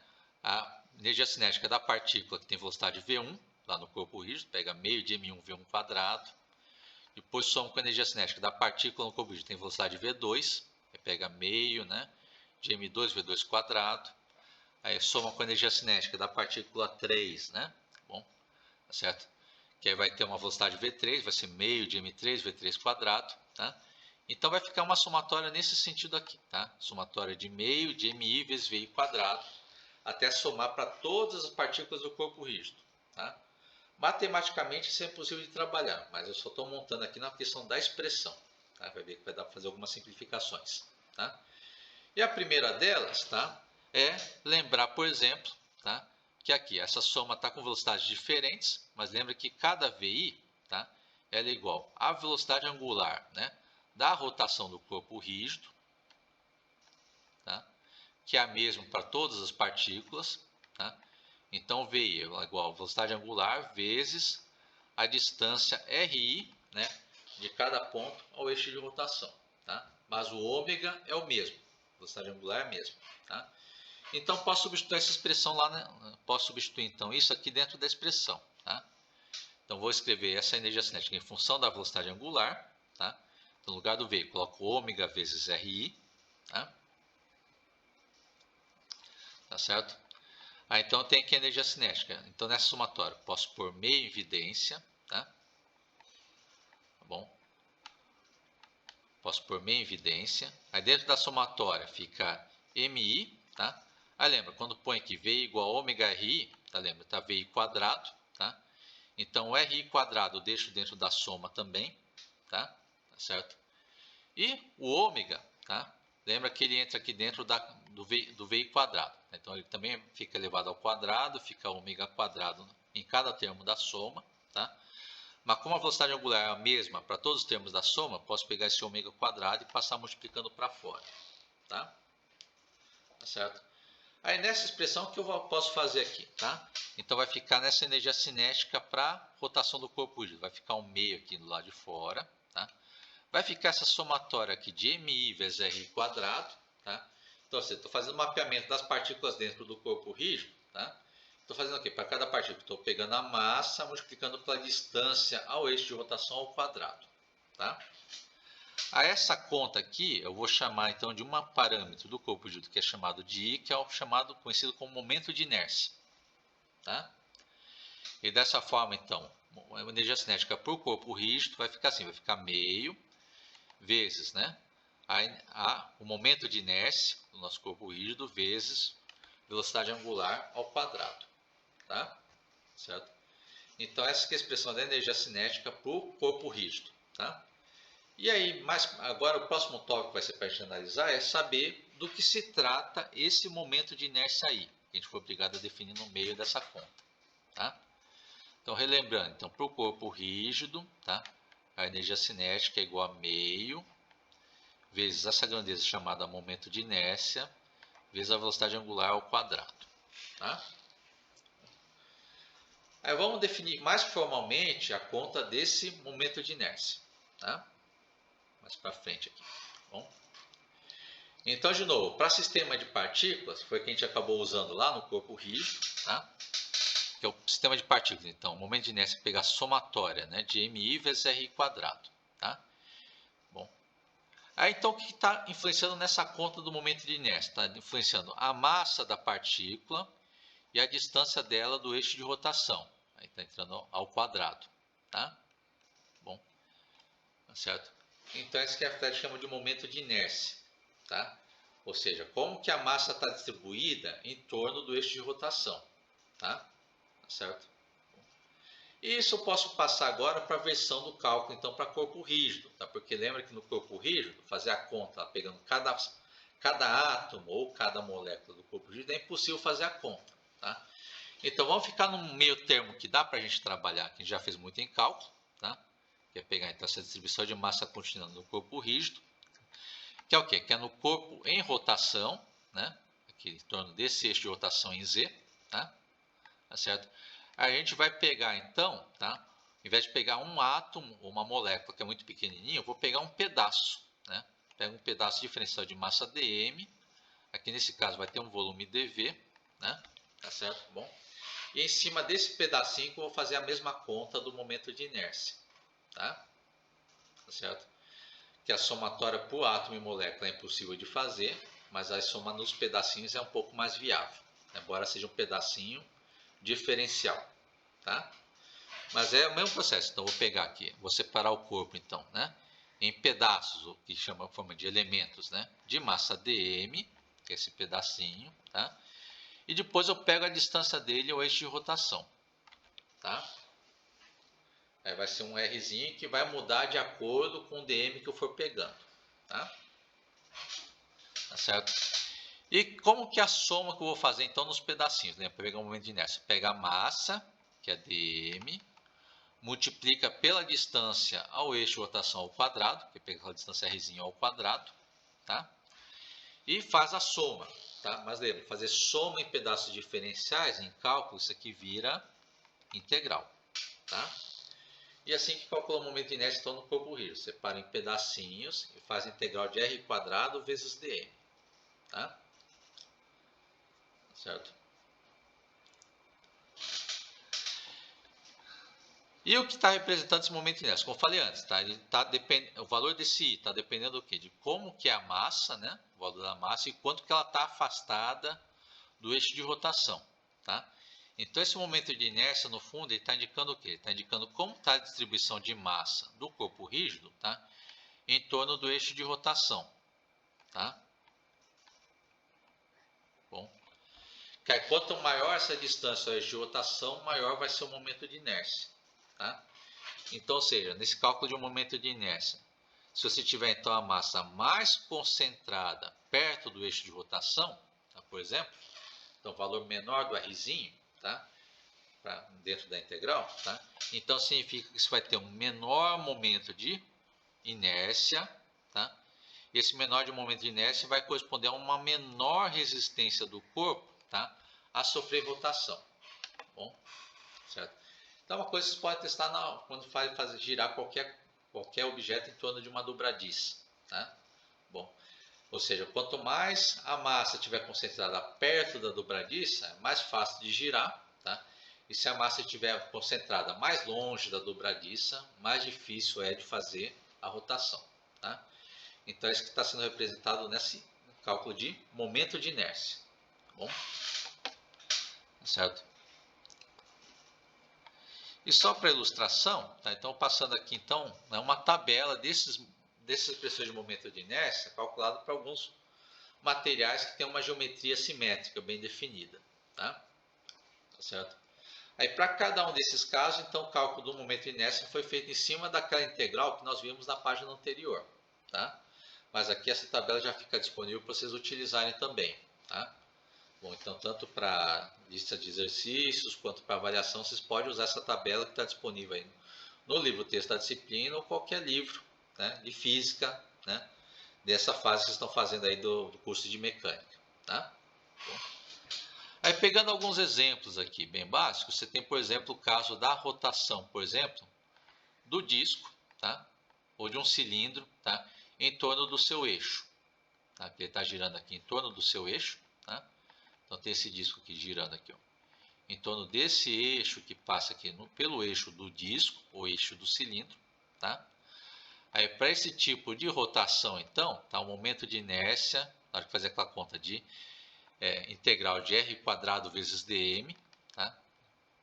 Aí o momento de inércia vai dar meio da massa do corpo vezes o raio dele ao quadrado, tá? Esse é o momento de inércia para a rotação do cilindro em torno do eixo que passa pelo centro de massa também do corpo, tá?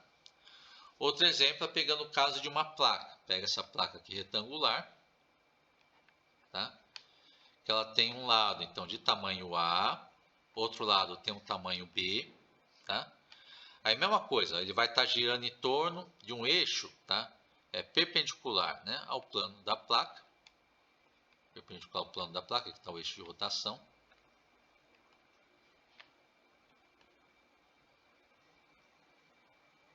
Tá? Aí está girando aqui, ó, então, né? Nesse sentido, em torno do eixo, tá? Bom, tá certo? Em torno do eixo de rotação, tá? Aí está girando em torno desse eixo de rotação também que passa pelo centro de massa da barra, que é uma barra uniforme, tá? Aí nesse caso também faz aquele cálculo da integral de r² vezes dm, tá? Aí já se encontrou essa expressão do momento de inércia, então, né? Desse eixo de rotação passando pelo centro de massa, que é 1/12 vezes a massa do corpo, vezes a massa dessa placa, tá? Vezes o tamanho, o comprimento A ao quadrado, mais o comprimento B ao quadrado, tá? Isso é para a rotação da placa, tá?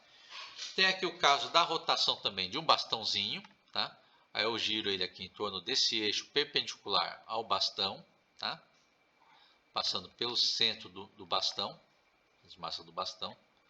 É um bastão então que tem uma massa M, comprimento L, tá? Aí a mesma coisa, para essa rotação em torno dessa barra, em torno desse eixo de rotação, tá? Aí então o momento de inércia vai ser igual a 1/12 vezes a massa da barra vezes o comprimento da barra ao quadrado, tá? Certo?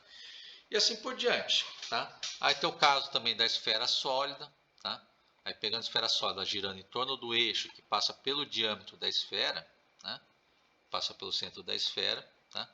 Então o momento de inércia é igual a 2/5 da massa da esfera vezes o raio da esfera ao quadrado, tá? Certo? E assim vai tendo os casos da tabela, tá? Todos eles então foram calculados em cima daquela integral que a gente passou na página anterior, tá? Bom, certo? Aí só para seguir um pouco mais em frente, tá? Aí uma outra coisa importante para calcular então o momento de inércia aqui, né? Para a rotação de corpo rígido é usar esse teorema que a gente chama de teorema dos eixos paralelos, tá? Tá certo? Porque é a questão, você tem que o valor do momento de inércia, tá? Ele depende do eixo de rotação escolhido, tá? Então você vê que os casos da figura anterior, tá? Indica aqui I centro de massa, ó, ICM, que é do centro de massa, porque pega eixo de rotação, todos eles passando pelo centro de massa do objeto, tá? Certo? Bom, e lembra, o momento de inércia ele mede, né, como a massa está distribuída em torno do eixo de rotação, tá? Então, por exemplo, no caso da placa, né, que tem rotação aqui, nesse eixo de rotação que passa pelo centro de massa, tá? Aí se eu pegar um outro eixo de rotação, tá? Também paralelo, mais um pouco afastado, tá? Aí, por exemplo, para esse eixo de rotação aqui, tá? aí o momento de inércia ele vai ser diferente do momento de inércia que está nessa tabela. Ele vai ser diferente, tá? Porque, como estou agora girando em outro eixo de rotação, tá? Ela vai estar girando nesse outro ponto, um pouco mais longe do centro de massa, tá? Então, a distribuição da massa em torno do eixo de rotação vai ser diferente, tá? Então, é isso que a gente está indicando lá na página seguinte, tá? Então, dependendo do eixo de rotação, você vai ter um momento de inércia diferente, tá? Aí, mas você tem uma forma mais simplificada de calcular esses outros momentos de inércia quando o eixo de rotação que eu estou considerando está paralelo àqueles eixos que está considerado nos momentos de inércia da tabela, tá? Então, vamos considerar essa situação. Então, seja ICM, né, momento de inércia em relação ao eixo de rotação que passa no centro de massa, como é a maioria dos casos lá da tabela. Acho que da tabela só tem um caso que não é com centro de massa, tá? Mas a maioria dos casos da tabela, tá? Tá certo? Que é aqui o caso da figura, tá? Bom, então você está tendo aqui, ó, né? Primeiro, você tem o momento de inércia quando você tem rotação em torno do centro de massa, tá? Esse centro de massa CM, tá? Bom, então esse ponto seria o centro de massa desse corpo que está na figura, tá? Bom, está um pouco apagado, tá? Mas é só uma figura aqui um pouco irregular, tá? Mas está indicando lá a posição do centro de massa, tá? Estou passando o contorno do objeto. Aqui está um pouco apagado aqui no desenho. Estou querendo deixar ele um pouco mais destacado, tá?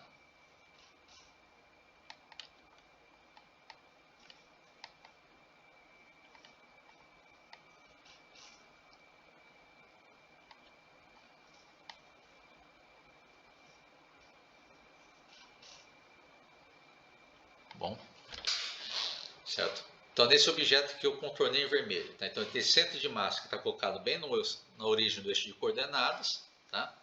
Tá certo? E eu quero saber agora a rotação desse corpo em torno desse outro eixo, tá? Bom, desse outro eixo que é nesse ponto P aqui, ó, tá? Vou marcar em preto aqui, né?